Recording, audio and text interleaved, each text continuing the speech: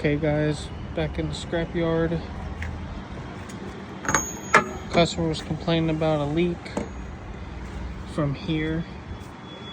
This cover was on there. Took that cover off and you could just see as the machine was sitting here, it was just dripping out. And apparently the grapple's operating slow too.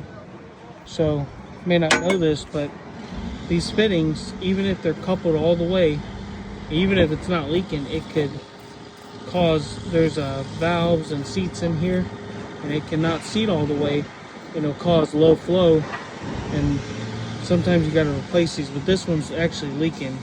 So we're going to replace these. Got 1.25 inches and 1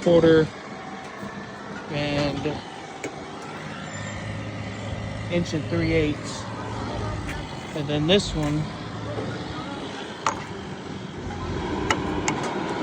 50 millimeter.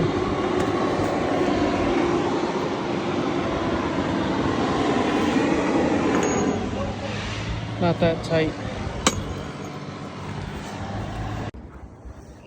So to get to these fittings, there's 2 bolts right here, 2 bolts right here, and I had to put a new adapter in here because the one I got from Cat, the inside was smaller.